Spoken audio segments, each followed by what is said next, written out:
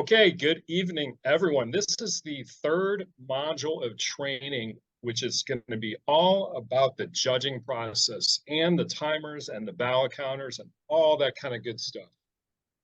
It's going to cover what the responsibilities are for the chief judge and all the electronic forms that they need to deliver to everyone. So it's going to be a good one. I got a lot of slides for you tonight. But first, I want to start with the agenda. Like I mentioned, I'm going to cover the chief judge, all of their duties. I'm going to cover the judging, timing, and ballot counting process, as well as the electronic forms that are involved. You actually have a choice. You can use Google Forms, like we've used in the last 3 years, or you can use a new web portal called the Contest Console to deliver all your electronic forms. So we'll cover both of those tonight. I just want to go over a brief overview because there is often some confusion about what is the difference between these roles and who does what. So let's go over this really briefly. The contest chair, those of you who are area directors, many of you will be filling this role unless you can find someone else to do it. But the contest chair recruits all the volunteers. The other option is that the chief judge can recruit their own volunteers. They can recruit judges, timers, etc. The second responsibility of the contest chair is they need to obtain the list of winners from the previous contest. So if you're an area director, the contest chair needs to contact the clubs and get the list of winners. You should also include the second and third place winners because there are often times when the first place winner drops out. And the same applies if you're a division director. You need to get that list from your area director.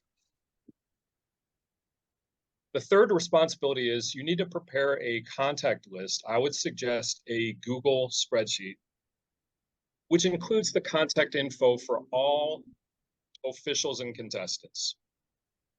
That should be shared on Google with the chief judge, the Toastmaster, the sergeant at arms, and the tech host. The contest chair should also publicize the contest, which means sending out invites. Additionally, they should organize the dry run, which is the prep session. They should gather interview information about the contestants, or the Toastmaster can do that. And finally, on the day of the contest, they would open the contest by introducing the dignitaries and then bringing up the Toastmaster. We do have the full script that covers the contest from beginning to end so that you can follow every single step of it. So what does the chief judge do? One of the big responsibilities, everyone is eligible, contestants and the volunteers. To do so, the chief judge would send out the eligibility forms, and we also have a video release form. What that is something that tells the contestants that Toastmasters reserves the right to use the video in their advertising. Now, that can be kind of touchy. It's a standard procedure because Toastmasters wants to reserve the right to use videos for marketing purposes. I've never seen them do it. Typically, the only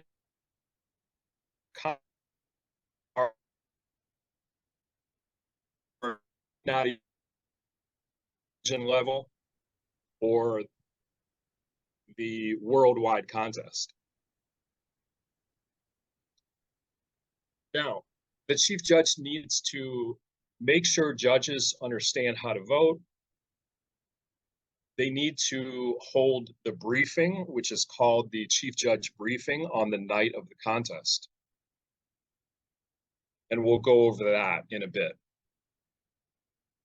The last 3 bullet points on the slide are, you pretty much know that already. They supervise the ballot counting, they handle any protests, and they submit the contest winner notification form so that the next contest knows who the winners are. And again, we're going to cover some of these bullet points in further detail in a minute. Just a reminder, those of you who are looking for a test speaker, the test speaker must be a paid member.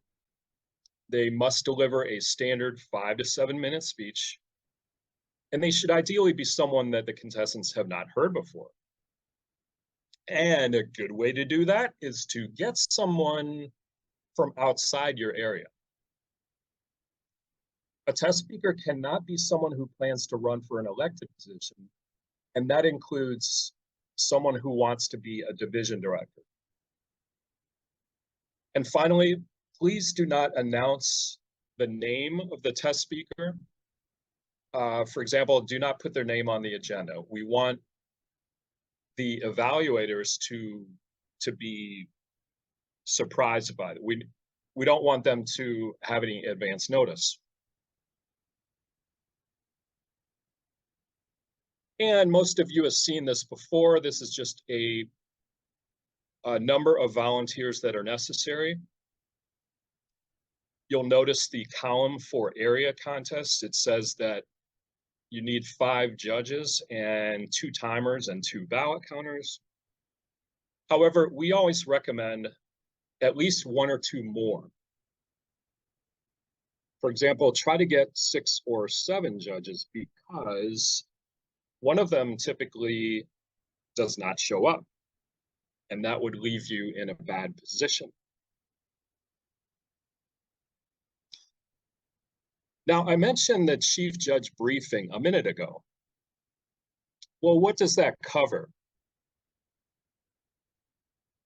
Well, during the contestant briefing, the chief judge needs to tell them about all the rules that might disqualify them. For example, the clock begins timing the first moment they make any kind of gesture. So even if they just point their finger or hold their hands up or make any kind of verbal gesture, any non-verbal, the timing begins. Another special rule is they're not allowed to make any reference to another contestant. In fact, they cannot even say, "Great speech. Great speech, Joe," because it's viewed as being something that might influence the judges, and that's not appropriate. And finally, please remember that there are time minimums as well as maximums for a speech and an evaluation. People can be disqualified if they don't meet those minimums.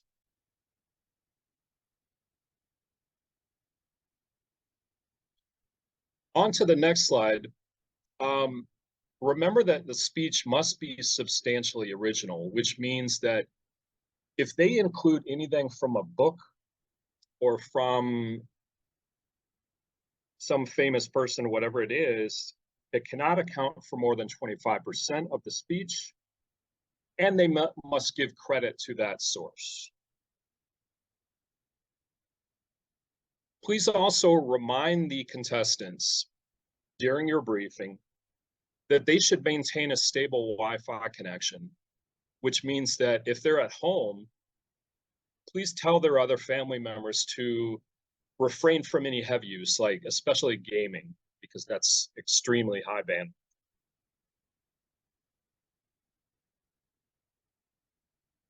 Let's move on to what the chief judge does with their team. And by team, I mean the judges, timers, and ballot counters. They should hold a chief judge briefing with those people. And you can do this during the dry run, or you can just do it by email. I'd recommend definitely getting their contact information, because if problems come up during the contest, you'll need to be able to contact them by text message. The last bullet point on this slide is important because you have at least 2 timers, and you're going to have to decide which one displays the cards and make sure they understand all the procedures involved. We'll talk about that in a minute. Now, ballot counters have responsibilities too. And during your chief judge briefing, you'll need to make sure that the ballot counters understand how the worksheet works, what the formulas do, and what to do in case of a tie. The last bullet point here is that you should train your judges about how to evaluate contestants. Toastmasters has an official judging worksheet, which allows you to score and rank contestants based on several criteria. And that is available both electronically as well as a PDF that you can print out and take notes on. Now, all of these links, like the voting criteria form, the timers, eligibility, those are all provided to you in the document that we're handing out. But one important note that you want to make sure people are aware of is that if they're a judge, that's all they're supposed to do is judge. They are not supposed to keep track of time at all.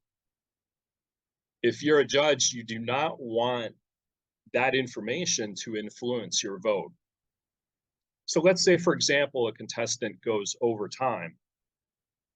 Well, it's the timer's job to make note of that, but the judge does not, they should not care about it, and they should not allow it to influence their vote.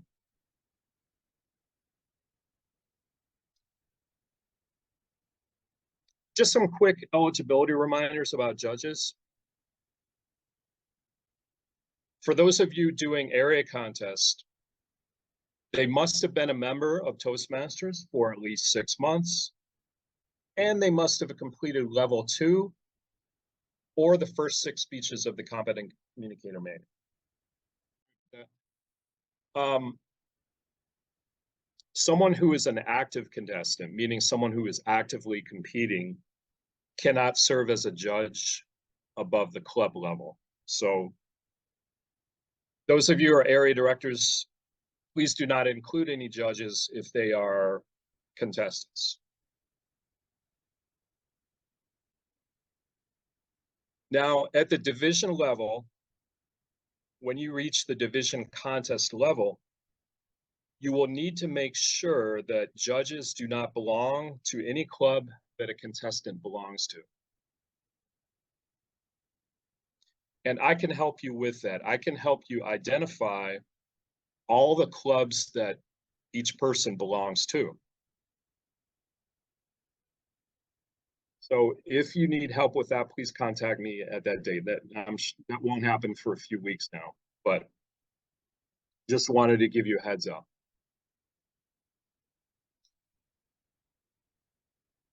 A couple special notes about judges.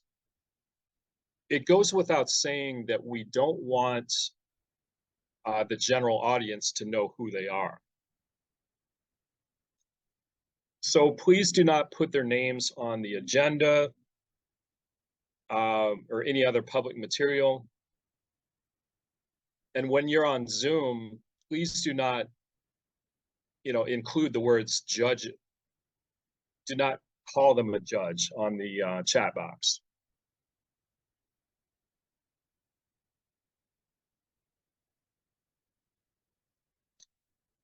The tiebreaker judge is often a source of confusion.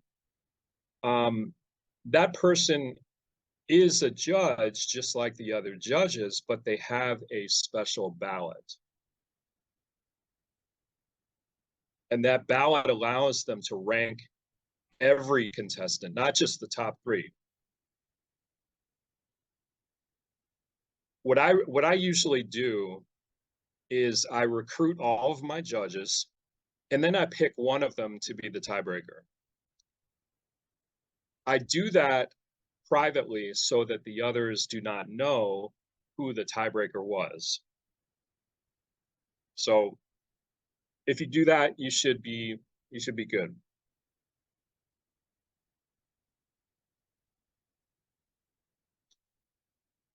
So let's pause a minute and talk about what happens during the contest when all the speakers have finished. As you know, there's a break between each speaker to allow the judges to vote. However, after the last contestant has spoken, then there is a longer break of 5 minutes. It's 5 minutes of silence to allow the judges to complete their ballot and submit it. Now, that's when the chief judge goes into a breakout room, and they'll be able to see the votes come in real time because the votes appear on the electronic form.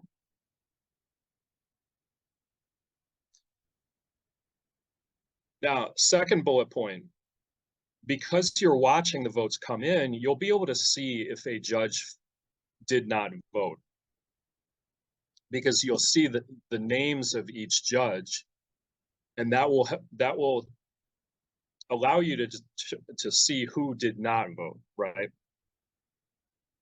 If that happens, then you should contact that judge via text message. And you should also notify the Toastmaster that you might need a couple, a minute or two more. If you still cannot contact that judge, you still cannot get their vote, then you have the authority to proceed without it.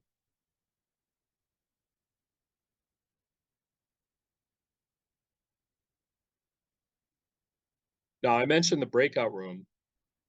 That breakout room will include the chief judge, the ballot counters, and the timers.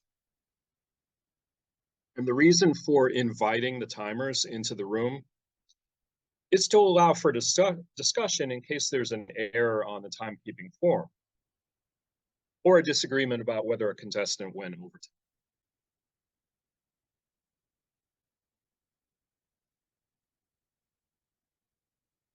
Just a reminder that you need 2 timers, but only one of them displays the cards.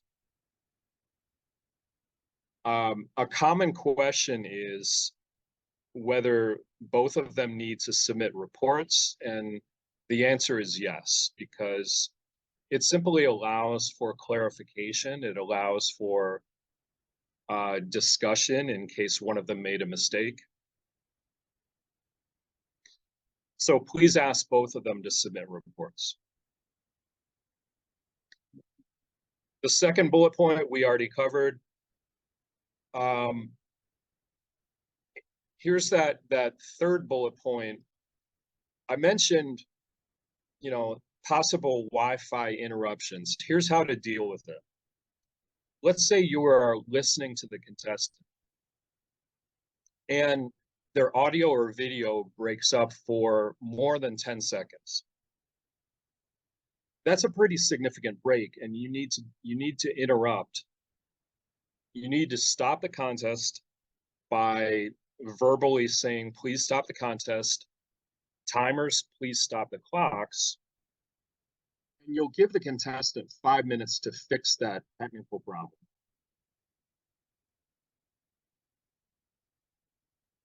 If they cannot fix it within 5 minutes, you should move their speech to the last in line, preferably, or even just after the next speaker. It depends on how many you have. If they can fix the problem, you can have them resume the speech at the point that they were originally interrupted. And they'll be given an extra 30 seconds of grace in case they go over time. So here's how that would work in reality. The chief judge needs to be an active listener during the contest. They can't just go do other things because they need to know if there's an interruption. So let's say you're the chief judge, you're listening to the contest. All of a sudden you see that the contestant, you see them moving, you see their mouth moving, but they're not speaking. Well, if 10 seconds goes by, you need to interrupt and stop the contest.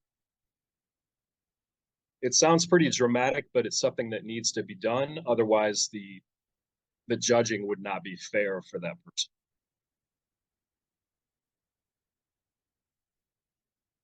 Okay, so at this point, I'm going to shift focus and start talking about all the electronic forms, the Google forms that you've heard about. But before I do that, I just want to open it up to any questions that you might have about anything I've covered about responsibilities, eligibility, or anything of that nature. I know I've gone through a lot, so it's your opportunity to raise your hand and cover that. Okay, how about Anne-Marie? Yes, going back to the originality of speeches thing, one thing I wanted to question, a lot of people are using AI, which is not original. Now, has Toastmasters actually encompassed that into amendments to the rules? Because you can go on and get an AI speech, which a lot of people, and AI uses other people's speeches. So that's one question. And the second question was more procedural about the judges going into the breakout room at all. The 2-minute silent thing, I need you to just explore that a little bit more about, because I normally give 1 minute for them to mark their ballots at the end of a contest, for example, the end of an international, there's a 2-minute silence. So you're saying it has to be absolutely silent, or can they go into a breakout room to continue deliberations? It needs to be silent because back in the old days when contests happened in person, there was complete silence during that period. Mm-hmm. So this allows the judges to deliberate and decide what they're going to do. The breakout room does not open until the last contestant has spoken. So after the last contestant has finished, then the period of silence goes up to 5 minutes, and that's when the breakout room opens. Yes, that's what I mean. At the end of the contest, at the end of table topics, for example, you would then have everybody go into a breakout room. You could do. It's just that this deafening silence between at the end can really kill a contest in terms of the energy. So is there anything wrong with at the end of the contest, the judges go into a breakout room with the chief judge to collaborate? Well, for the judges do not go into the breakout room, just the chief judge and ballot counters and timers. Yeah. So yeah, there will always be a period of silence of 5 minutes. And then after all the votes come in, so let's say there are 6 judges, the chief judge goes into the breakout room and waits for their votes.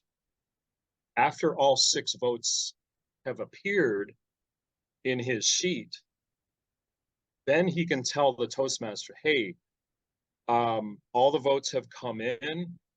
You can please start interviewing the contestants, right? So you know, it might only take 4 minutes. Okay. But we give them 5 minutes to wait for the votes. And then the Toastmaster would start doing the interviews. Can I say something, Hans? Anne-Marie, one of the reasons that you don't want the judges going into any breakout room is that they're going in and coming out will mark them as judges. The anonymity will be compromised.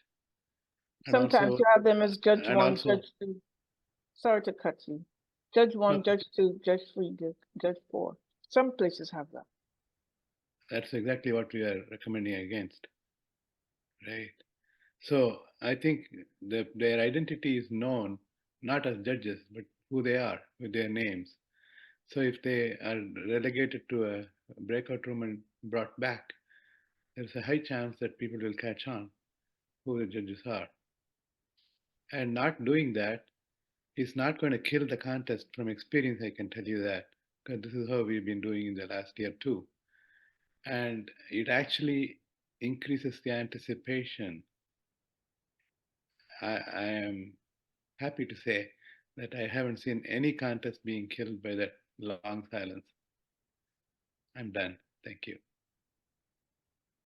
I have a question, but I can't find the hand raise. Stacy? Yes, Okay. I'm just questioning the timers going into the breakout room, because then the timers will have access to the information that about how the judges are voting and who the judges are. Is that appropriate? Yeah, I think it is because, and I understand what you're saying about getting the identities, but they're considered contest officials just like everyone else, like the tech host. And I think that, you know, it's just 2 additional people. I don't think it's too critical, you know. The reason for inviting the timers is like any type of problems that might happen with the timekeeping forms. If, you know, one thing that you could do, you could only invite them in the case of a discrepancy with the timer reports. So you, the chief judge, and the ballot counters would be sitting there analyzing the ballot worksheet, and you would see all the votes. You would also see the timekeeper report. And if there's a significant disagreement between the 2 timers, then you could invite them in. I've just been inviting them in automatically, but either way is fine. And actually, even a discrepancy wouldn't matter unless one was over time or under time. Exactly. Like if both of them are, like if it's a 5 to 7 minute speech and one of them said, you know, 6 minutes, 30 seconds, the other said, you know, 6:20, it's not worth arguing about. All right. Because they passed it either way. Okay. All right. Thank you. You're welcome. Hans, I have a question. Yes.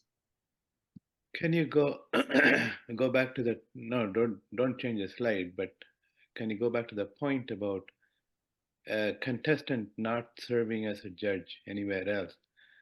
A club level contestant in one of the contests, like evaluation or international speech contest, can or can they not serve as a judge in the other type of, at the area or higher level? So let's say Yeah. someone is a speech contestant. They won their club contest. As soon as they advance above the club level, they cannot be a judge, even if it's in a different district. The reason for that. How about a different type of contest, like evaluation contest? Oh, they can be a judge at an evaluation contest. That's a very good point. So contestant contest and vice versa. Thank you. You're welcome.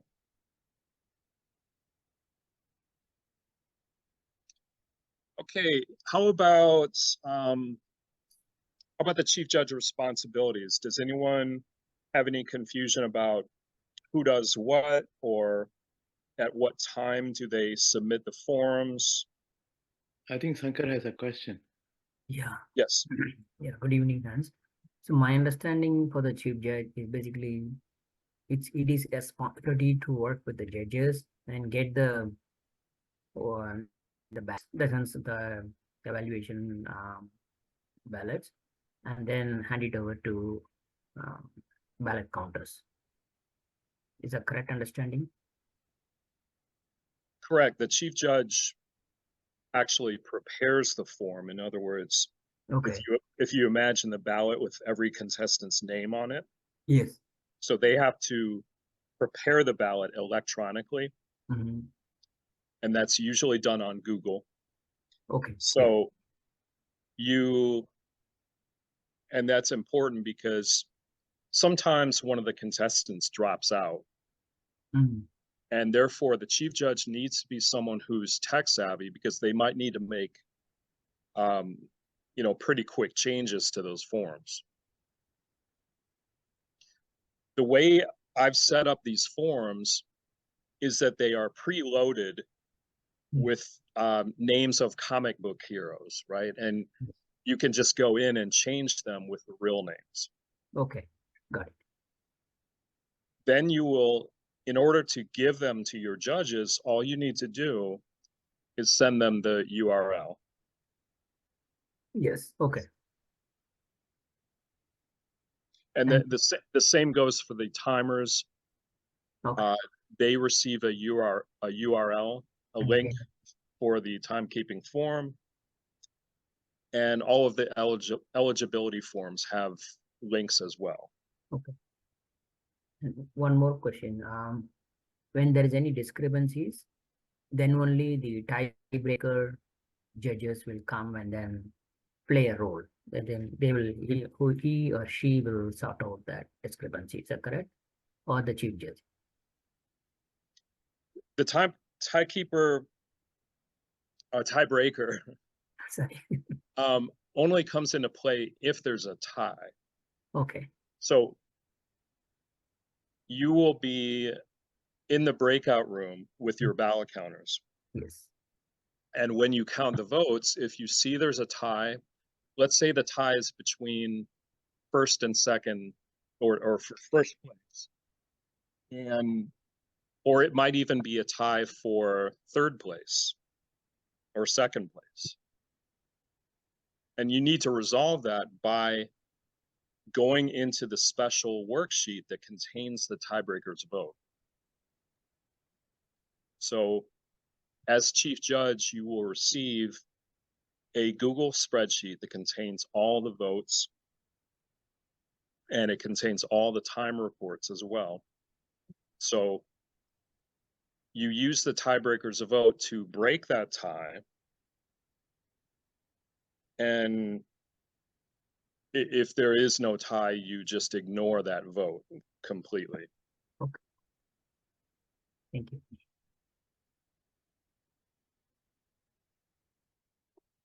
Regarding the contestant speaking order, who determines, when is it determined, who does it, and how do they do it? Excellent question. Typically the contest chair, there's no real, even the chief judge could do it, but typically what happens is they use one of those random number generators on the internet. You can do a Google search and for random number generator, or you can draw straws or whatever you do. In fact, you can even do it before the night of the contest. Just don't tell anyone what the order is until the actual contest. Okay, you don't want to give anyone any heads up.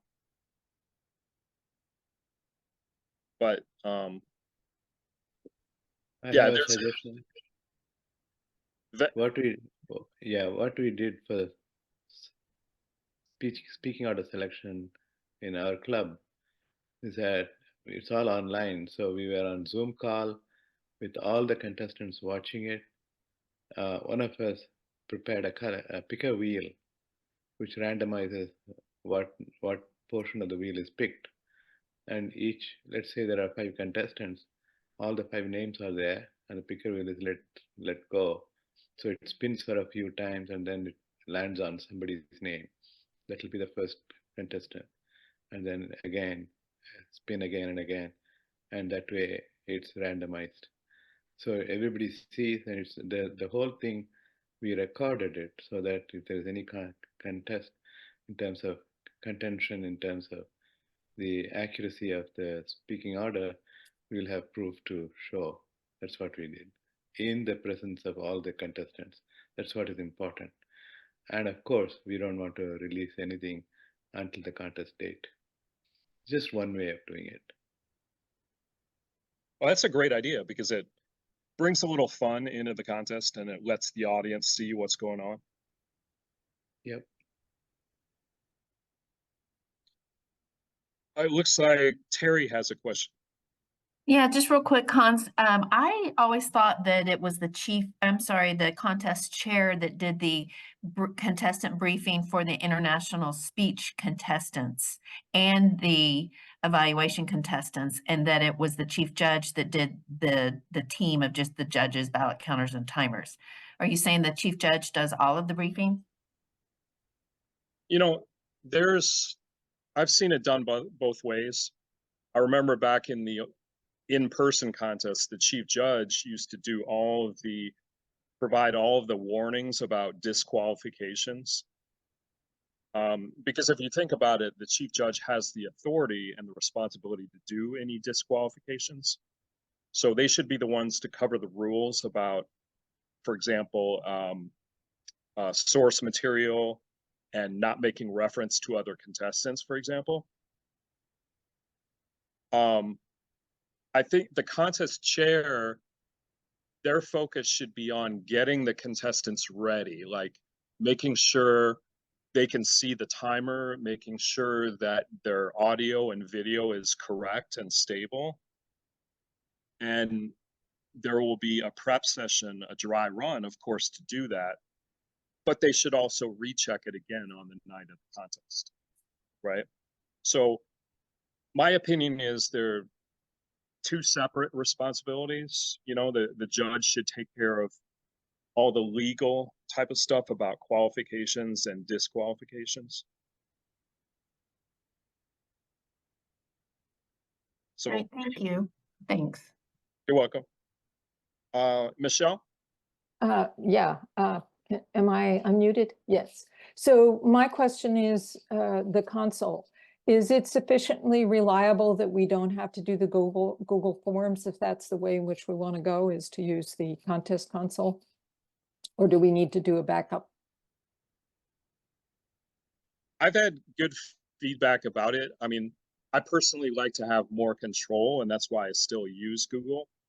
But I've been receiving good feedback about its ability to do a lot of things, you know, very quickly. And it certainly requires less, it's less mistake prone, in other words. With Google, there's a lot of mistakes you can make. You can corrupt a file and it doesn't work anymore. So Yep. I wouldn't worry about problems with the console. It's been pretty good so far. Okay, good. And in terms of course, I'm only dealing with the club level, so it doesn't really matter. But just my experience is that by having the chief judge handle the ballot counter and the judges, and having the contest chair handle the contestants, they can be in 2 separate breakout rooms, and it just makes it simpler. But that's just my opinion on that. So that, yeah, that it's, because there's a lot of stuff that has to be covered in both rooms. Michelle, Exactly. That's a good point. Like either on both the night of the dry run and even the contest itself, you can take advantage of those breakout rooms. That's a good point. Plus, that way you keep your contestants separate from your judges, which you do want to do. Exactly. You know what, in fact, I typically, judging, what I typically do is I try to go over that before the contest. So that way I avoid having to invite judges into a breakout room and having the potential for their identities to be disclosed. We have them in the breakout room before the contest begins, so that they're out by the time that you start the contest, so that people aren't really sure about that anyway. Yeah. And I found that when you're briefing the judges by email, a lot of them just don't check that stuff out until they come. That's just been my experience. So you have to go over it anyway. Very true. One point I'd like to mention, I forgot to mention this, but being a judge is a heavy responsibility because you have to do it fairly, and you have to avoid any personal bias that you might have. For example, biases due to gender or age or nationality. Disability. Yeah, exactly. And there is a video, a very good video that I would recommend you send to all your judges. It's only about 2 or 3 minutes long. It was created by Dennis Dawson, and his videos are outstanding. It's almost like a cartoon, but it goes over what the mental thought process is for being a judge, and what things you should keep in mind. So I'll provide that link to you. I highly recommend it. Now, being a judge also involves ranking people, right? You have to use criteria. In the old days, people would print out those forms and then rank the contestants, right? Well, they can still do that, but the other alternative is to do it electronically. We have a spreadsheet that you can give to judges that will automatically calculate the score based on weight criteria, right?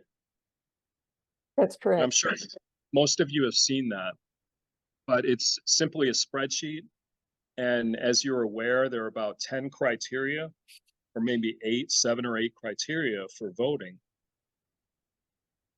And as soon as you complete that, it will automatically calculate it. Right. So However, I remember as chief judge that I was also to inform the judges that although they can use that form, they have the right or authority to change their vote and have it according to what they feel is right.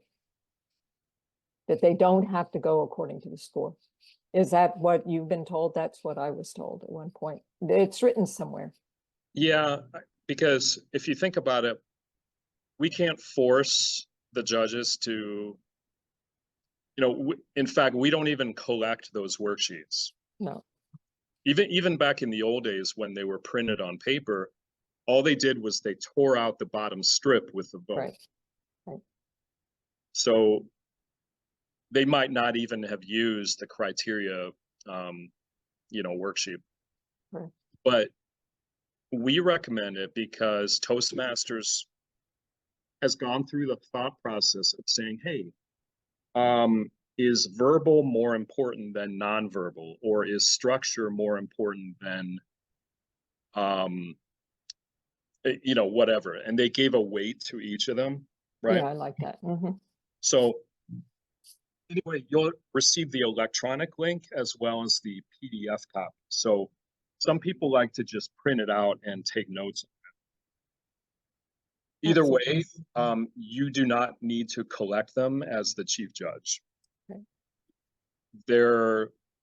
And then when the contest concludes, you as chief judge, you don't even need to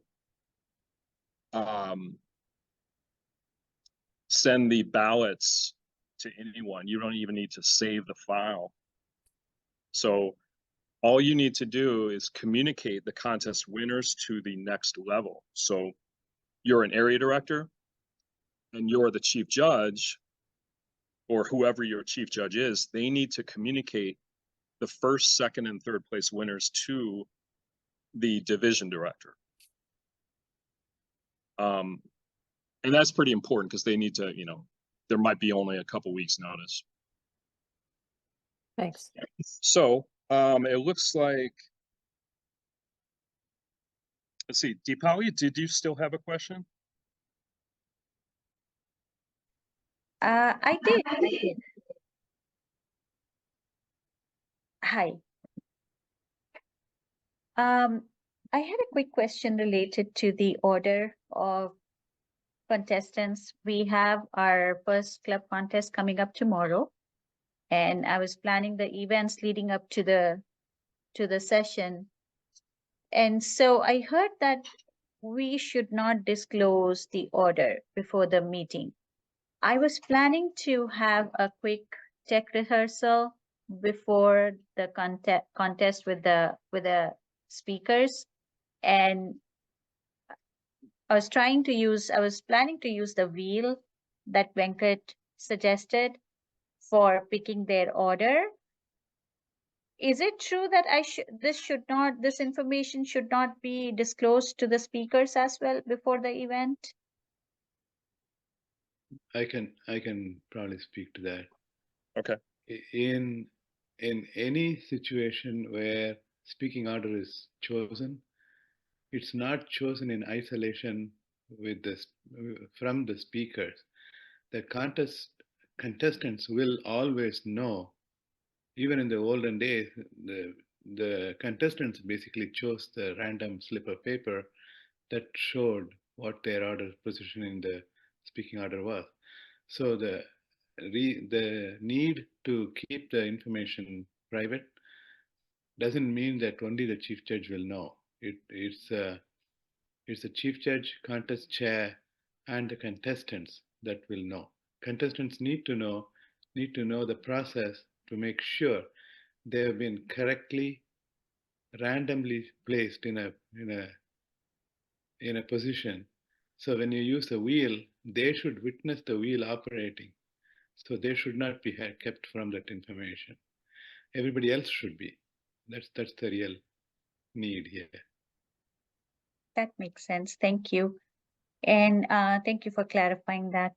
The other thing I had was the breakout room. So our plan was to have just the chief judge and the counters go to the breakout room, and all other judges will remain at the meeting as normal. And so is that another acceptable process to follow, or should we change that? Yes, that's the standard process. Okay. The judges just after they vote, and they're a normal part of the audience. That makes sense. Yeah, thank you. They don't need to join the breakout room.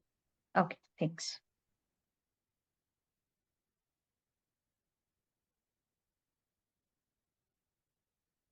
Okay, any additional questions before I go into the electronic forms?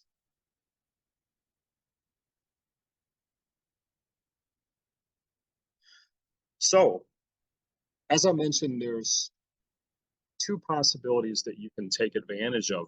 One is the old traditional Google Forms, which are created in the form of a survey.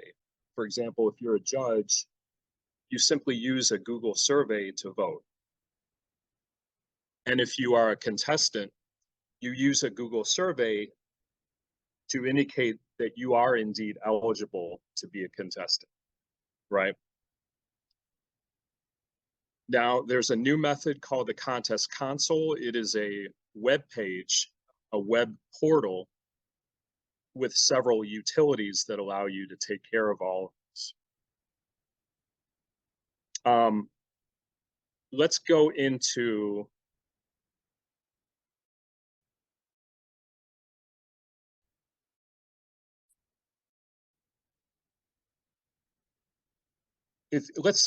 these next few slides,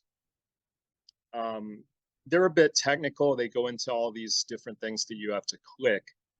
And we'll be sending you this because, you know, to go into detail about all of this would take a lot of time. But I'm just going to say that whoever manages this process is very patient, right? Not just tech savvy, but also patient, because you can easily run into issues where the link is wrong or the sharing privileges were wrong. And so that person needs to be pretty patient. I will say here on this slide that one of the most common problems is that people are not, you need to be using your default Google account. And I say that because many people have multiple Google accounts. Personal.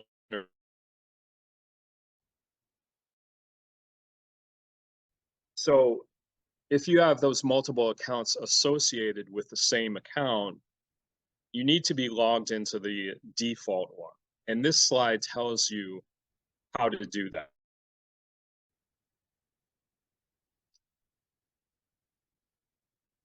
Now here on this slide, I've given you the link to actually install the forms, right? Once you click on that link, and by the way, this is not necessarily you, it's the chief judge who should be doing this, right?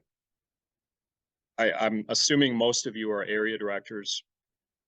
You would not be doing this, your chief judge would.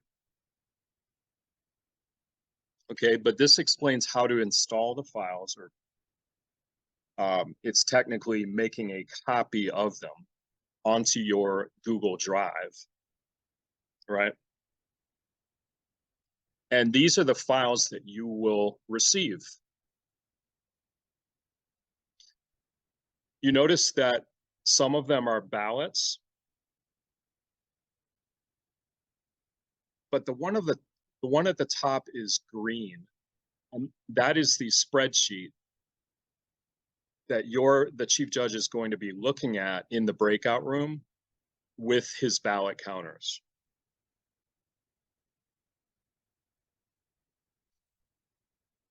So that's what you're going to get by copying and, you know, installing these into your drive. These slides also go into detail about how to edit the forms, because you're going to need to change the names of the contestants. You're going to need to change the number of contestants, of course.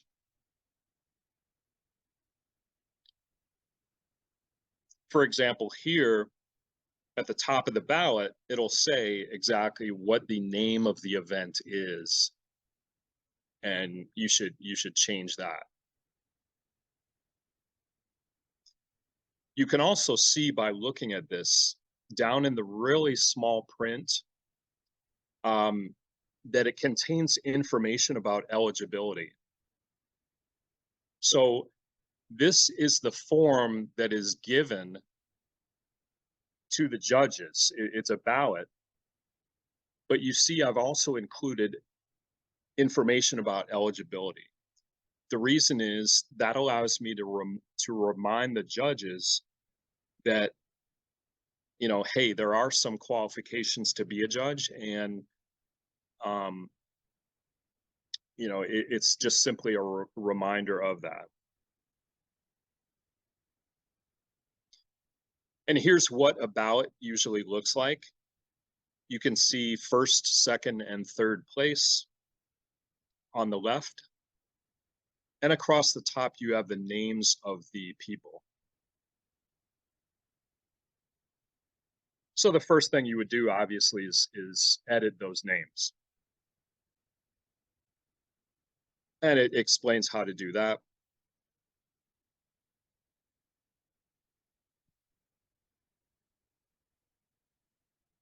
You can even submit practice. You can practice with forms. You can submit test responses and then erase them later.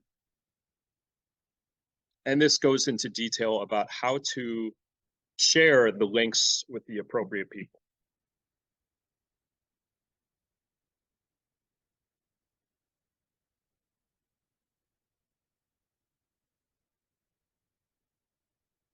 Now, a couple minutes ago, I mentioned that green file. That green file is called the response sheet, and that's where all the votes come in. When the judges when they vote, their votes will appear in the sheet in real time, right? So you'll be sitting, the chief judge will be sitting in the ballot in the breakout room, and they'll be able to see votes come in real time into that sheet. And that's the sheet that the ballot counters will be working with to count the ballots.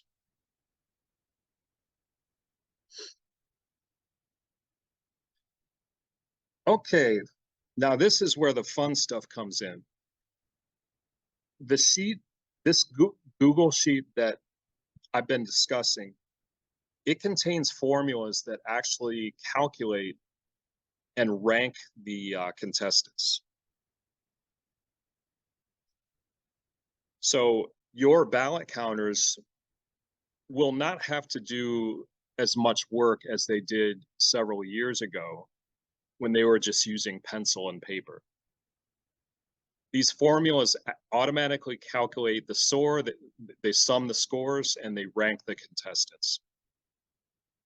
There are instructions on the lower right corner of the page telling you how to use it, okay? What I would recommend doing is to use these automatic formulas, but then do it manually as well. There's another worksheet that allows you to do it manually, just to be on the safe side.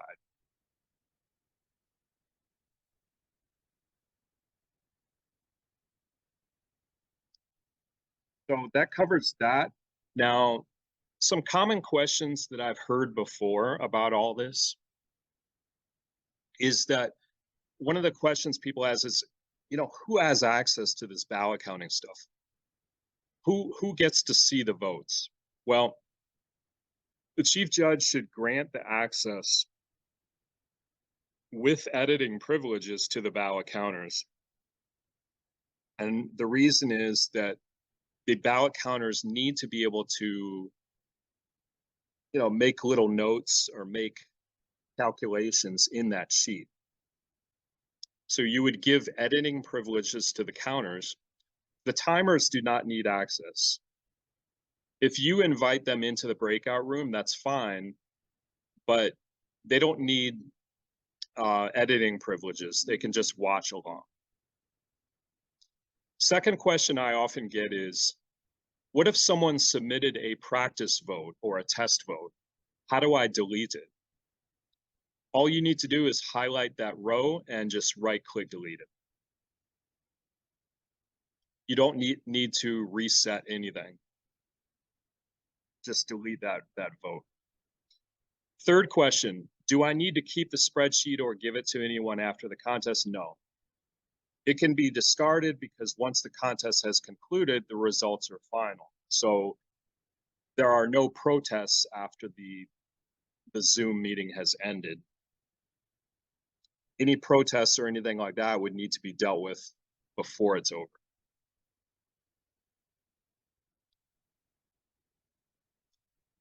Now, I'm going to switch to show you a bit about the contest console, and that will involve switching slides. I have a separate deck for that.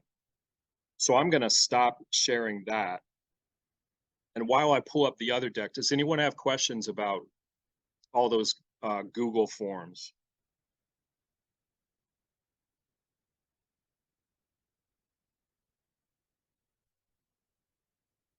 Any questions about how to install them or how to share them with the relevant people?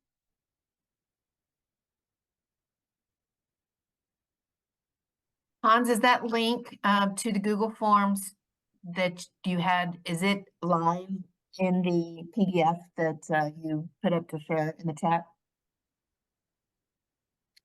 Yeah, I would hope that the link is still active.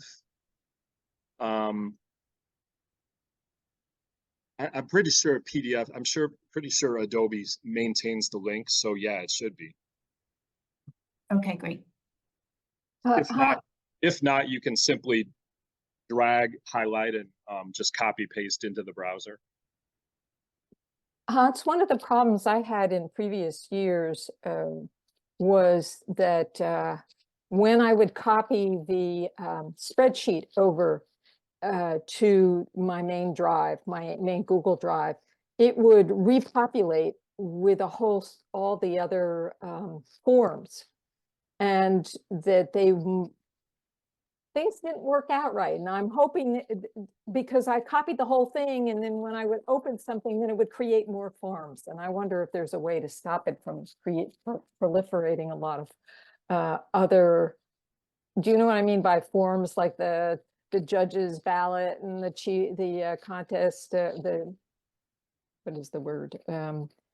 Tiebreaker judge, all that. It double populates when. Yeah, and one of the most common reasons that happens is that the copy button does not actually click when you push it. So it confuses people and they end up pressing it multiple times. So a few minutes ago, I showed you that link that allows you to install the forms. As soon as you click that link, you'll see a pop-up box asking you permission to install the forms, right? In that pop-up box is a blue button saying copy. Only press that button once. And the reason I say that is because for some reason, the button does not actually have any kind of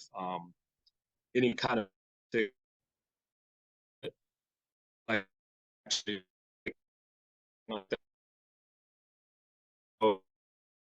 a lot of people end up clicking it multiple times, and that's why they get multiple copies of everything. But if it works successfully, and another issue I've found that people have is that they can't find the forms in their Google Drive, and that's because their drive was not sorted by date. So make sure it's sorted in descending order of date. And then if you have to resort it, then close it down and then call it up again. And then it should be at the top, right? There should be 8 files, and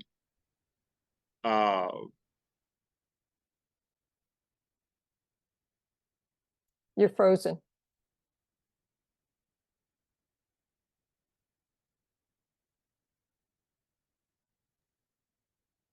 When do you want to speak?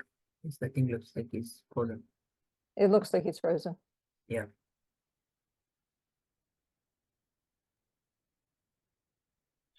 I haven't done this myself, really, but I'm imagining that it can be installed in any folder within your top folder. So one standard defense against all this proliferation would be to create a brand new folder where you want to install all these things and then install them. If you find things proliferating beyond your expectation, scratch the whole thing and try again. Okay, that's a good idea. And I think that since they created the copy button, it works. But I think in earlier years when I would move it over and move it into my folder, then I mean, it would really Yeah. create a lot of files. Yeah, I know. And then you wouldn't know It- which one was actually linked to the spreadsheet. You wouldn't know which files were the right ones. It was very confusing. Yeah. The other problem I had was in the spreadsheet that had those different tabs at the bottom. One is the one that had the calculation, and the problems I sometimes had was that the judges voting would not fall into the box that did the calculations. It would fall below the box. So that's also, Hans is back. oh, Thank you for your patience. Okay. I touched on this before, but let's talk about the differences between these two technologies. I would recommend, if your chief judge is particularly tech savvy and they're already very familiar with Google, just go ahead and keep using those forums. You do need a lot of patience because there's a lot of files involved and there's a lot of links that you have to share with people. So if you have someone that is not as patient, doesn't want to deal with all that kind of stuff, try the contest console. It's really nice. So let me show you a few slides about how it works.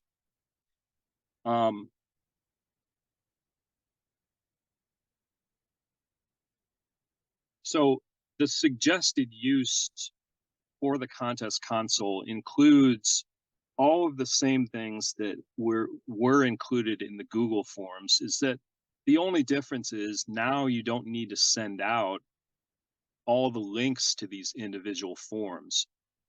The contest console automatically sends the necessary forms to the people in the contact list. So you just need to populate the contact list with the judges, timers, ballot counters, etc. I will say, however, that we do recommend using PDFs or Google Forms to collect the eligibility for people.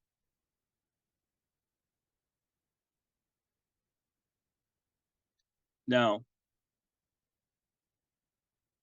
the way this works is that when we use the words contest console, it is a web portal. And they use the word console to apply to a specific contest, right? So when we use the word console, we're saying all of the contact names that you enter for your contest, that will be called a console, right? So a particular night that you're having the contest, that will be a separate console. And if your evaluation contest is on a separate night, then you should create a separate console for that night. The web portal will send emails to all the relevant officials, including, for example, the ballots, the timer reports, etc. Now, one problem that I've seen happen with the contest console is if one of your volunteers is serving multiple roles, that can cause a problem. So I would recommend not putting the same person in two different roles. It's never a good idea. Let's take a look at what it looks like. It's a specific web page on Toastmasters.tools. And it provides a welcome page here that allows you to set up a new contest. You just click set up an event, and then the next screen that you get to allows you to select the type of event, like the type of contest. And then if you're the chief judge or the contest chair, you pick your role on the right side of this box. And that will allow you to set up, the necessary forms for your team members, right? Once that's done, then it will create the relevant paperwork, and you'll add the names of your team members in there. You can see those blue buttons, those blue boxes, allowing you to add officials and add contestant names and their email addresses.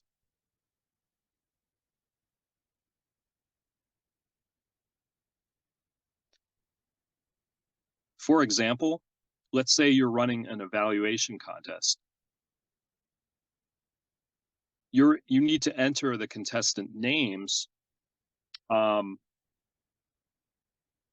you use the toggle switches to identify what role each of those people have. The console website will send an email to that person, allowing them to log into and enter the console to receive the necessary forms that they need, right? So this just kind of walks through what it looks like. You see here now that I've populated all the names of the people in my contest. I've added the names of the judges, the timer, the ballot counter, and I've put in some contestants as well, right? Now, some common mistakes here, I've said this before, but please have only one person per role, and please do not have more than one chief judge or one Toastmaster, because if you try to have two people perform that role, it kind of, it's not going to really work because it's set up to have only one chief judge.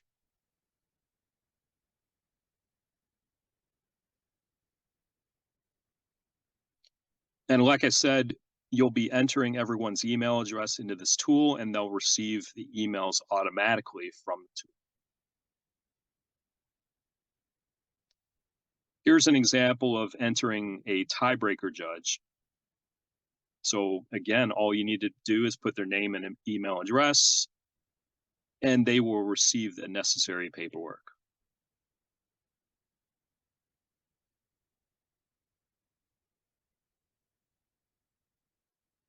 Let's say that for some reason you need to make a change.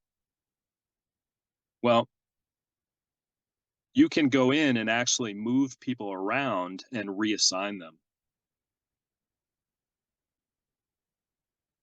So you go into the same web portal and you click on the toggle switch and you just change their role. But of course, you need to inform the person if you're going to do that.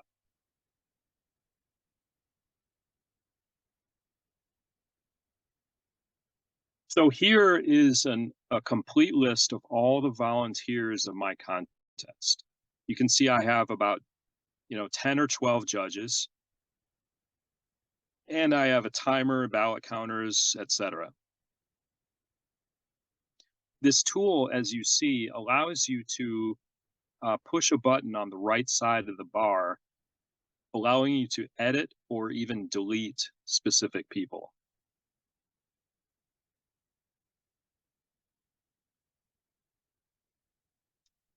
Now remember, you'll need to enter a separate list for the speech contest and the evaluation contest. If the judges are the same between both contests, then you can simply copy them over. But of course, the contestants will be different.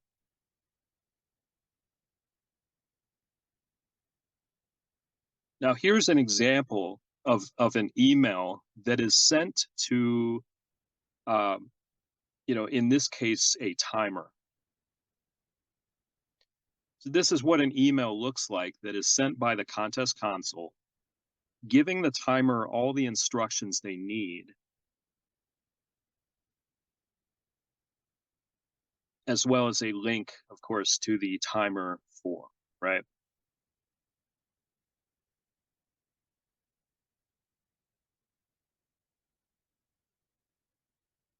So this is just repeating the same steps that we already looked at a couple minutes ago, except it's going through the evaluation contest instead of the speech contest. So if you wanted me to summarize what the contest console is, it's just a web portal where you enter people's names and email addresses.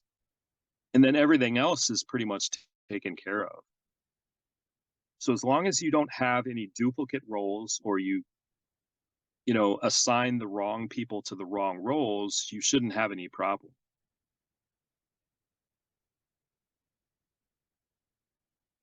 Now, here's an example of what the timer report looks like. The timer would receive, would have the opportunity to enter the time, where they choose the contestant's name and then enter the minutes and the seconds in those boxes there.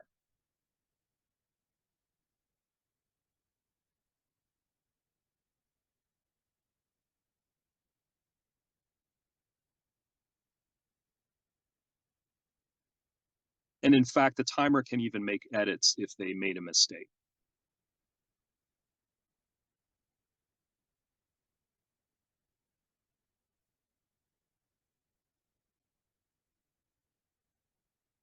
This is a judge ballot, or correction, the message received by the judge. So it starts out saying, Johan, you're a vital part of an upcoming Toastmasters speech contest, blah, blah, blah. Here is the instructions for being a judge, and it provides links to complete the code of ethics for a judge, and it provides a link to watch a tutorial about being a judge.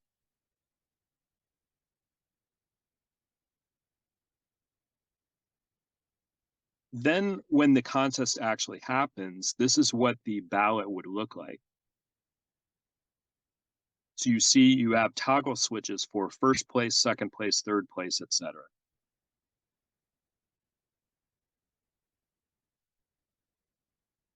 Now, some of the reports require a signature. What I would recommend doing is conduct a practice session with a mock ballot, and just load in the names of the contestants, and then do a practice run where someone submits a ballot, and that will allow you to check to make sure whether signatures are required, because you want to give people heads up in case a signature is required, because some people don't understand how to provide a signature. They might need to use a mouse, or they might be able to use their tablet with their finger. So you just want to make sure that you tell people what to expect.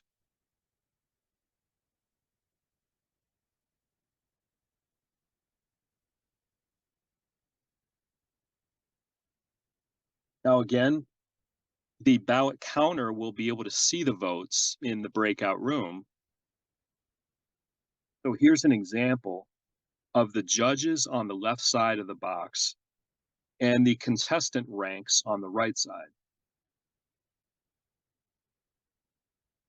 So this provides the scores, and this will allow the ballot counters to check the results.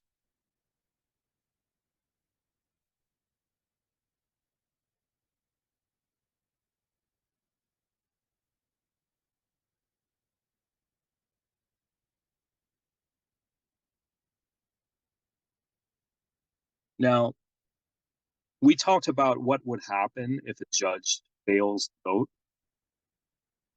or if for some reason they needed more time.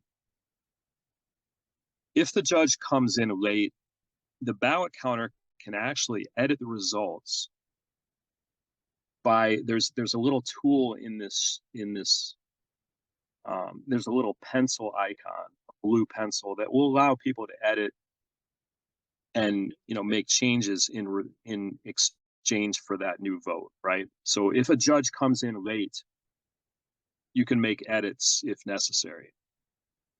I've even had contests where one of the judges had a technical problem. They had a problem with their Wi-Fi or whatever, and I allowed them to submit their vote via text message. In fact, I remember once 3 years ago, one of them actually called me. It's just a voice call and provided their votes. And that's perfectly fine. You have the authority as the chief judge to do that. And if you accept the vote that way, you're going to need to edit it into the ballot counting worksheet. And this tool allows you to do that.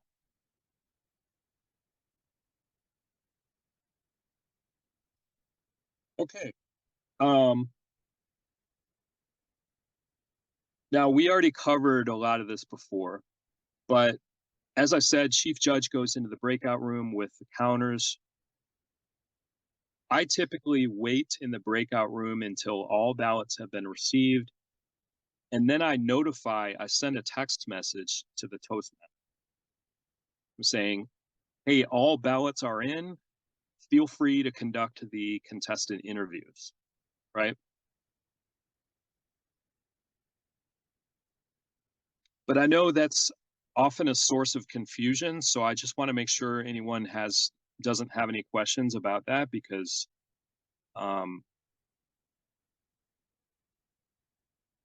you know, it is handled by the tech host, and a lot of it goes behind the scenes, so it can be a source of confusion, right? Does anyone have any questions about the breakout room?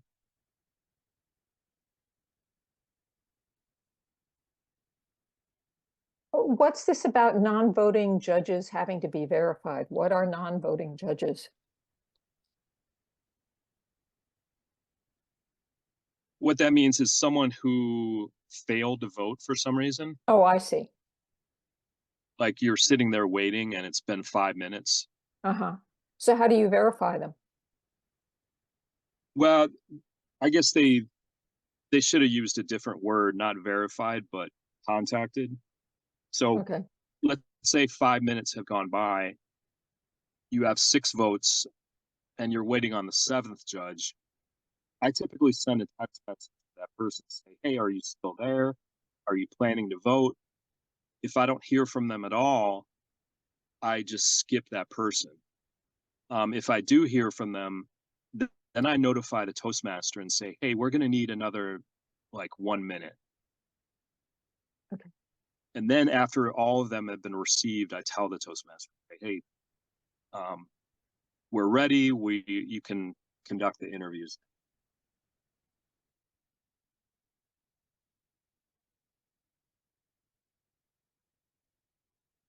Okay.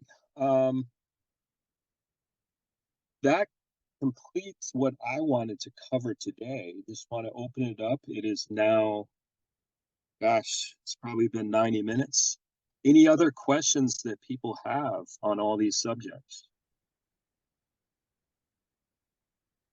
Well, one of the problems I did find with the console last year was that some people, like the judges, may not see the email from the console, and that you really have to follow up and make sure that everybody's gotten the email, especially if you haven't received responses from some of your judges, because there can be some, I mean, emails are notoriously unreliable anyway. Yeah. So just to be aware of that. You know what? That's a good point. Some of you might have a District 57 email account. Like if you were a district officer in the past, you might still be using one. So if one of your volunteers is a district officer that uses one of those email addresses, I would caution against that, because those email accounts have been notorious for rejecting a lot of legitimate email. In fact, whenever I send a message to Ed or Sally, if I use my outlook.com address, they don't receive it because it's treated as junk mail. So just tell everyone to use a very mainstream email account like Gmail Email. or Yahoo. Yeah. And then I would recommend that, you know, especially if you have short time, turnaround time, to send another email directly from your account to each of your judges, saying, I just sent you from console, please look out for it and let me know if you didn't receive it, because if you have short time, you want to get to the bottom of it quickly. Yeah, that's a good point, because a lot of these junk mail filters are really aggressive. Yeah. And I worry about if this contest console is using things like periods or exclamation points, it might be treated as junk mail. Now, sometimes what people mess up is they use a blank space between someone's name, like their first and last name. That's never a correct email address. There's always going to be an underscore or a dash or something like that, or a period.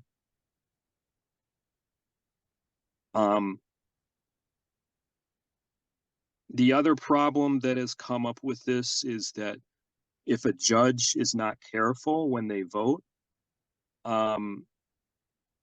they could select the wrong placement for a contestant. So you know, you're selecting the placement, you know, first, second, third, whatever. And it might even be possible to enter the same person twice, like the same contestant twice. You definitely want to watch out for that. Right, and then the other thing is, do they get the ballot, you know, the day of the, at the time of the contest? Or how to do that. It's actually more complicated, not for the chief judge, but for the judges to understand the sequence. And you might have to go over that with them, what they're getting and when they're going to get the ballot, and when they need to vote. Yeah, that goes back to the importance of the chief judge briefing. I think that you have two ways of doing it. You can either do it during the dry run, or you can lay out everything in one big, you know, a couple big emails explaining when they vote, what the voting code of ethics is, etc. I've seen chief judges do it multiple ways, but please do not assume that your judges know what to do. I know it seems like a simple job, just rank the contestants, but it's really not. It's you need to do it fairly. You need to avoid any personal bias, and you need to make sure that the form is set up correctly, that you're putting people in the right placements, and that you've provided your preferred email account instead of one that's, you know, has an aggressive junk mail. So one other thing that I remember from last year, and I don't know that this has been corrected, is that if you have to use the tiebreaker judge information, they will give a ranking to everybody that has been a contestant. And you have to be careful not to actually add those to the previous totals that are given from the other judges. You have to only compare the ranking that the tiebreaker judge has made for the two people that are tied, the two contestants that are tied. That's all you need to look at. You don't add that up at the bottom. Yeah, in fact, let me show you that again. There was an option that allow you to, there was an option that allowed people to ignore the tiebreaker vote. Yeah, here it is. So here at the bottom of that pop-up box with the ballot, it's showing the ballot counters what these scores are, and at the bottom it's saying with the tiebreaker or without. So the tiebreaker said that, you know, the first contestant received 10 and that added to the score. Well, what I'm trying to say is that you can choose to ignore the tiebreaker judge results, which is what you should do anyway if there's no tie. You just want to make sure you've done that, because otherwise there could be a problem. Yep. Yeah, so basically you ignore the tiebreaker judge unless you have a tie for any of the first, second, or third place. And then you look at the tiebreaker judge's voting and look at the two people who are tying, and then whoever he ranks as higher, they're the one that wins that. Exactly. Okay. That's why that's one of the reasons I like using the old Google Forms, is that the tiebreaker stuff is kept completely separate. Right. And you don't even see it unless there is a tie. Like, you don't need to look.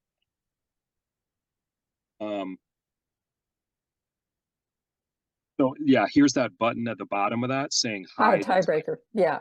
Yeah.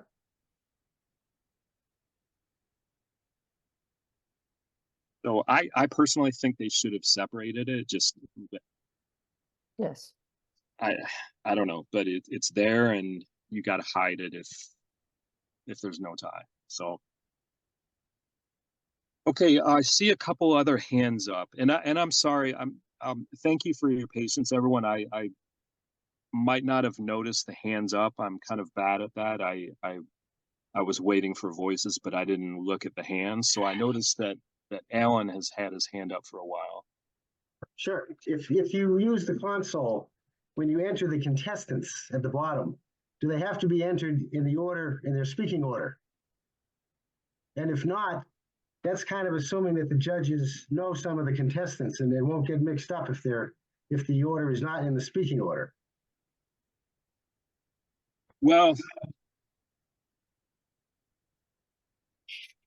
it's assuming that whoever manages this, the chief judge typically, will revise the form after the contestant order has been established. Okay, that's really important for the judges, because if you got a lot of contestants and you don't know any of them, you know. That's what I do. Even if I'm using the old Google Forms, what I'll do is, and I was wrong a few minutes ago when I said that some people use the like they pick the contestant order like during the contest, like just a few minutes before. That's not a good idea, because it does not give the chief judge enough time to adjust the ballot. So you should do it like at least an hour or two before, or maybe even a couple nights before. You don't have to reveal the order. You should not reveal the order until the night of the contest. But there's nothing wrong with doing it the night before, so that your chief judge has time to adjust the ballot. Thank you. Terry, question? I put it in the chat too. I just want to make sure that this second slide deck that just had the console instructions also gets shared with us. Yes, very good point. Yeah, and I didn't give that link to Venkat, so I'll have to, in fact, why don't I just post that link in the chat as well?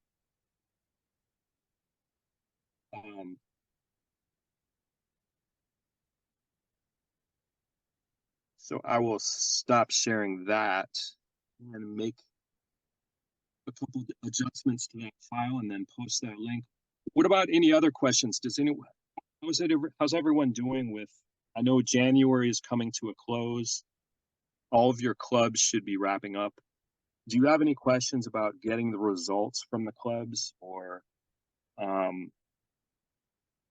to deal with first, second, third place? Anything like that?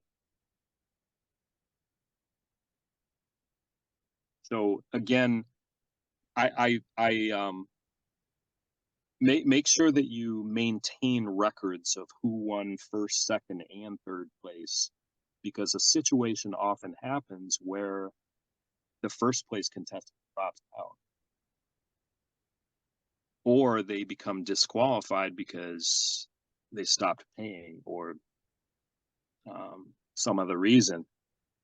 So just keep a permanent record of that.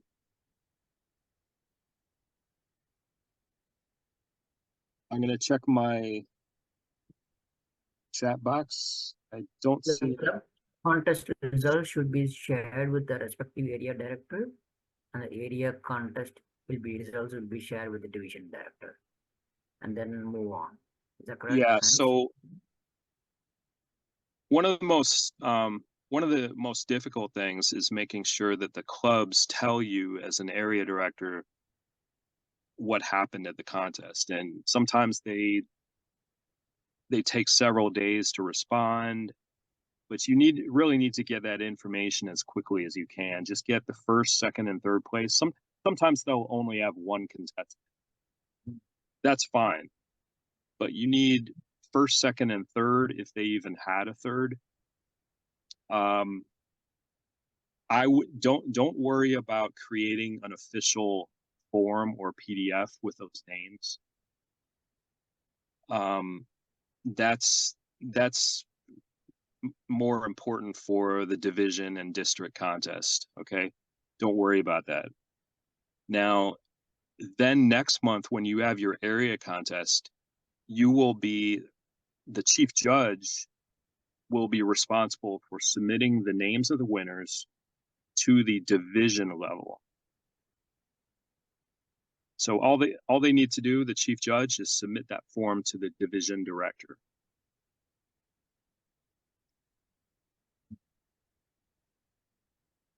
And it's simply a PDF or with the names of the winners and their email contact information. Okay. Thank you. For clubs that are not having contests, there are a couple of clubs that are not, and they're just nominating. Okay. So the procedure is just send the name through of the nominee with the eligibility, and that's it, right? Yeah. Are they doing both speech and evaluation? Yes. Okay. But there is no contest to send 1, 2, 3. So I'm just checking that we're on the same page. Well, if they did not have a contest, then well, they can only send one speaker and one evaluator. So when I said first, second, and third place, I meant you should still keep a record in case the first place winner drops out. Now, if the club did not even have a contest, then there would be no placements anyway. So there would just be one person. Yes. But the I would nomination process, just send the eligibility forms in. Yeah. And that's it. They There's no like form. just make sure, yeah. They do need to be eligible. The evaluators do not have any qualifications, but the speaker does. The speaker needs to have completed level 2 in pathways or a DTM. And active member. But the evaluator has no educational requirements.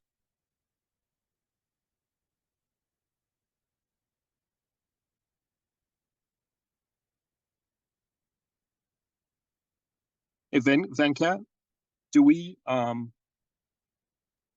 we able to, through Eventbrite, are we able to receive a complete email address of everyone who is on this call? I have it because everybody needs to have registered and to get on the call. I have all the email addresses. Okay. Oh, that's right, because Lisa sent the list. Okay. Yeah. So I will send that contest console deck to everyone, and as well as the links to the judging criteria forms, the voting forms, and the eligibility forms. And please remember that there is also a video release form. I mentioned that at the beginning of this call. Toastmasters reserves the right to use video for advertising, and they just want to provide the legal language of that. A good question. Who needs to sign the video release form? The contestants. Nobody else, right? Correct. Good. So I would recommend sending it to them along with the eligibility statement. Do we have the form ready? Yes, Okay, I'd like to receive that. it's a lot of you know, legal lawyer talk, you know. What I would recommend telling people is that Toastmasters will never use video of an area or division contest. And they don't even use district contest. I've never seen them use any contest videos except for the regional or international level. And due to the fact that their budget has gone, you know, their budget has been reduced in the last couple of years, we don't need to worry about that. So we did, however, one of the contestants was very concerned about it last year or 2 years ago, to the point where she wanted to drop out because she did not want to give up the rights to her videos. And that's why I would recommend explaining to people that the odds of Toastmasters using those videos would be extremely low. So that, but it's a good idea to provide the video release form to them as early as possible, because if you don't provide it until after they speak, they would probably be pretty angry. But they need to give consent that to use their image is data protection. Correct. So Yeah. your image is your property. And if Yes. Toastmasters want to do a contest, you can always turn around and say, that's my image, do not use it. So it's important to get the form just for data protection. And that's why they get it. It's not for marketing necessarily. Well, I think the reason Toastmasters wants it is because they want to be able to have instant permission. So by signing the form, you're actually giving that permission to Toastmasters. So Hans, the eligibility form for the contestants and for the judges is best to use the Google Docs for that. Is that correct? That's what I prefer, just because Then you have the hard thing. And also, a lot of people, they either cannot or don't know how to edit a PDF. So that's why I prefer the Google version of it. oh yeah, I totally agree with that. What about the video form? Is that also in a Google form? Is that in that whole conglomeration of forms that are in the Google? Yeah. Let me check that. I think it is, because I remember copy pasting the language into a Google form. Let's see here. Here is the list of yes, it is. Awesome. Yes. Okay, It's called the photo and video release form. great. Thank you.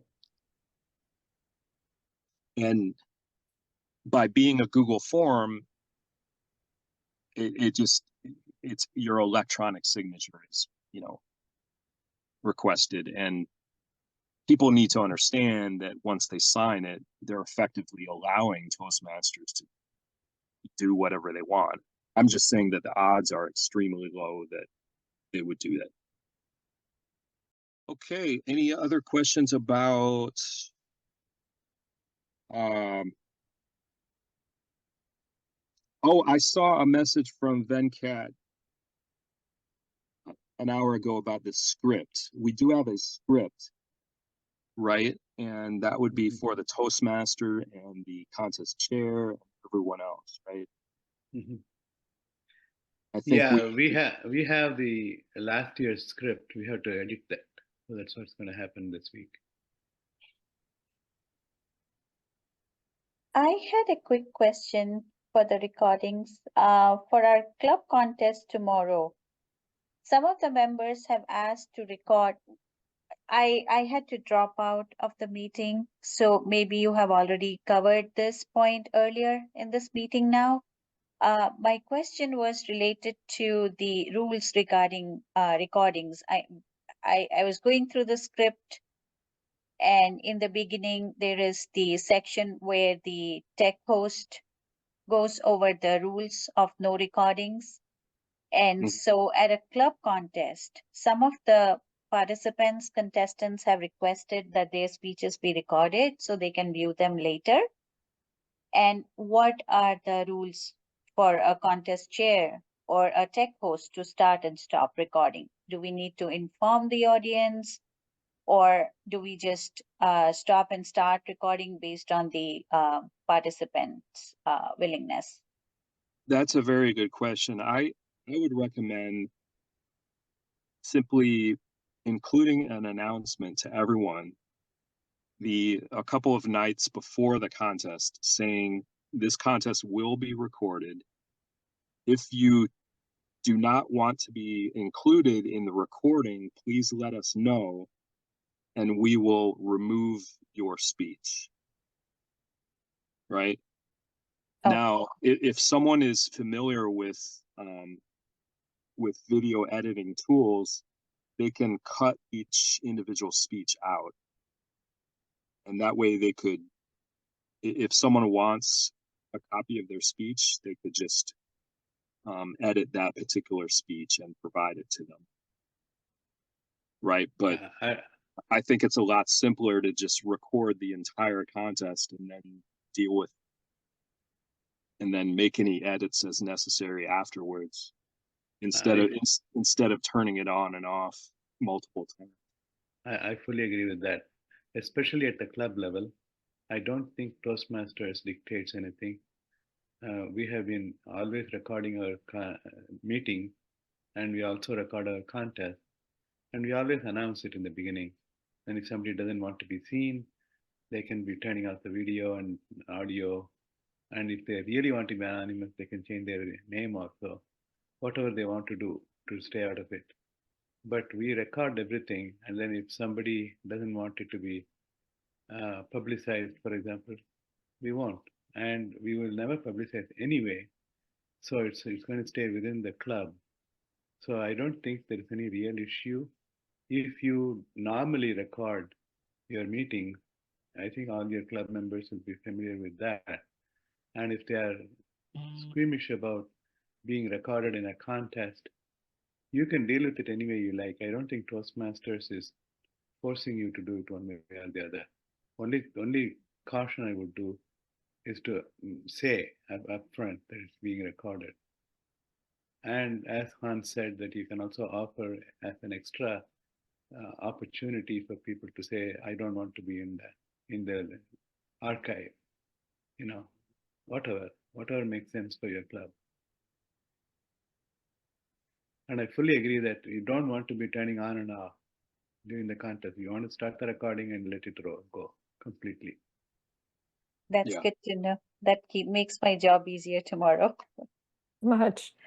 Is it the general wisdom in terms of contests to have all the audience's video turned off so that the only video that's on is the contestant and maybe the timer at the top, or has that changed? Yeah, I think it's a Toastmasters rule that during a contest, during a contest speech, only the contestant and the timer's videos can be on. Nobody else's video can be on.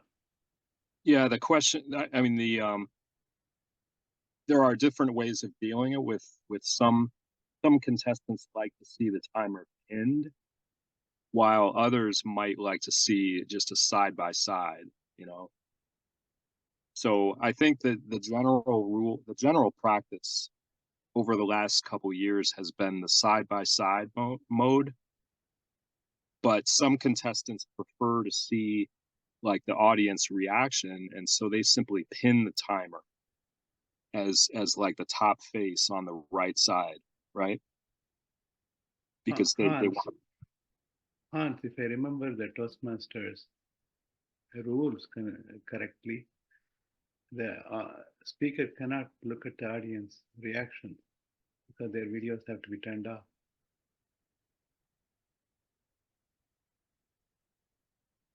In the rule book or some other like the virtual contest guidebook, or I think it's a virtual contest guidebook. It's not in the official rule book because that doesn't Okay. talk about virtual contest. But we need to be careful here. Well, the other thing is, Hans, that if you spotlight the speaker, their pinning of the timer will go away. As soon as you spotlight the speaker, I've what they gone do, through that a like number what- of times. So it Right, is what- good to have everybody out, and then the only one who has their video up, and it'll be up at the top, would be the timer. And then, because everybody else's video would be off, and then the speaker would be spotlighted. And that I mean, works. you're right, because if the tech host chooses spotlight, then it's gonna like sort of override everything else. It does, and Yeah, I I've just- done that, I've been there, done that. I mean, Yeah. I just remember hearing that some contestants like to pin because they just wanted to see like multiple people or whatever. But yeah, I do agree that it's been standard practice now to do spotlighting. And that's just I think to Venkat's point, it makes all the contestants treated fairly. So Yeah. that's a good thing. Also, one other trick that people can follow is to have the timer raise the hand, the electronic hand. That makes sure that even if some other noise is there, their video will be first.